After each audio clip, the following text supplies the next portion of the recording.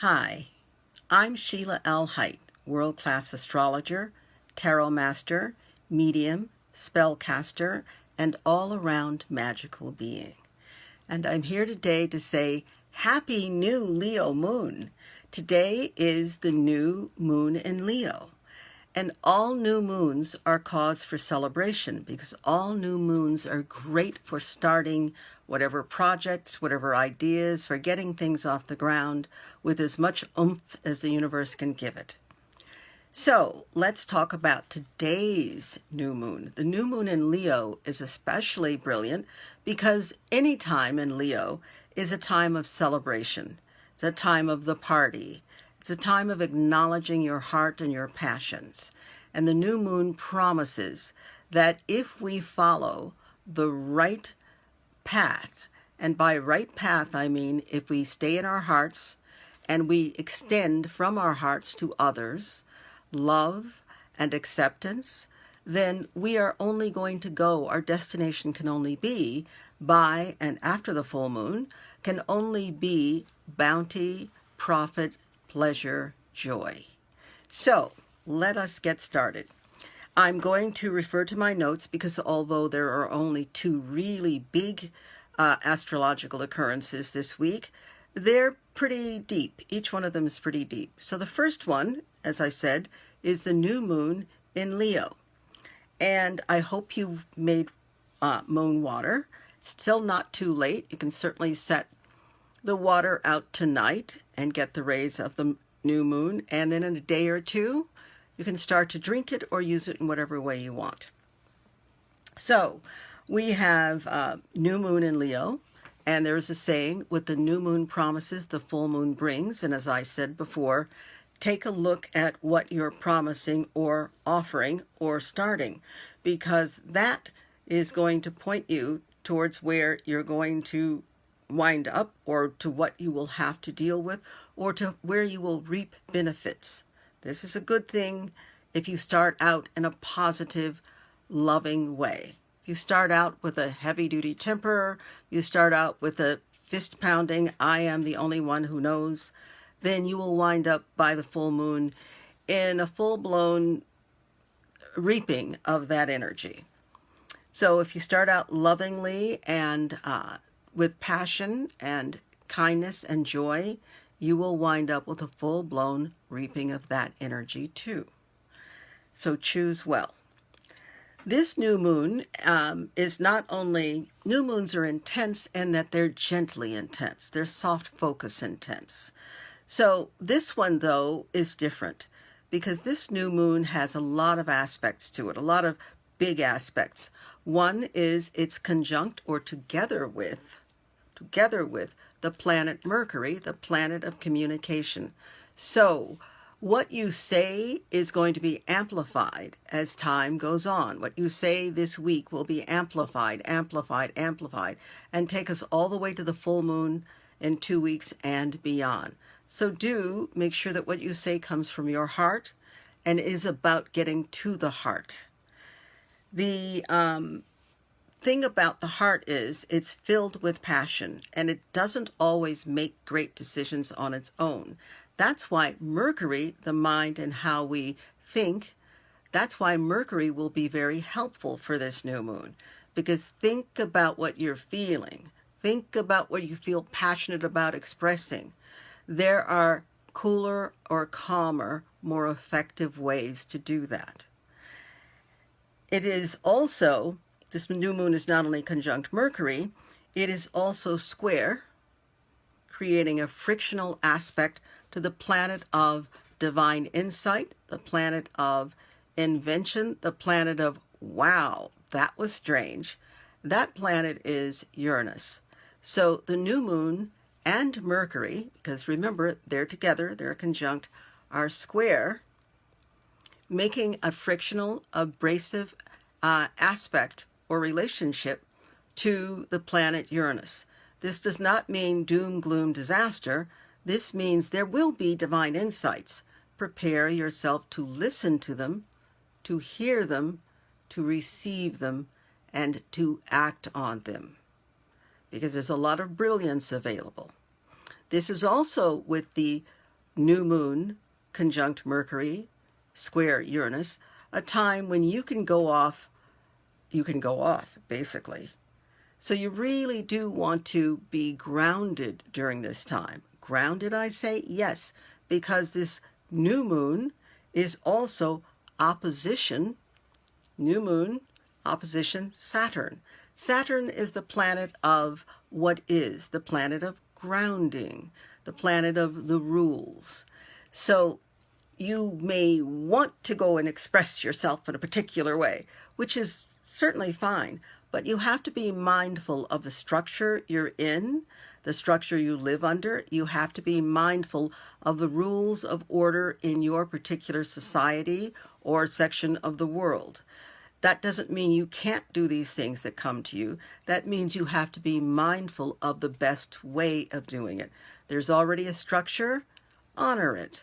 There's already a foundation, use that, stand on it. The grounding is very important. So it's also a time whenever we have aspects to Saturn and certainly to Uranus, because both of them are about the truth. It's a time to look at yourself honestly. I did not say to look at yourself the way you want to be, the way you think you should be, the way you really do inside know you are. No, this is the time to look with complete self-honesty at yourself. What is working? What is not working? How did it get to be that way? This is an exercise that is wonderful for your life and your soul. Your ego will not like this exercise because your ego does not want to deal with anything that makes it feel uncomfortable. And what makes the ego feel uncomfortable? Anything that says that you are not the greatest thing on the planet, that you're absolutely right all the time, that you make no mistakes. If you're here and you're in a body, you make mistakes. The trick is to own up to those mistakes, to acknowledge them, and to do what it takes to heal the issue. So this new moon, in its opposition to Saturn, is going to be insisting that you do exactly that. And in checking my notes, let's see, yes, it's a great time to, as I said before, to look at responsibility and accept your responsibility and whatever is or is not happening that you would like to happen. And this is not a good time to point your finger and blame others. It's a good time to hold up a hand mirror and look at yourself.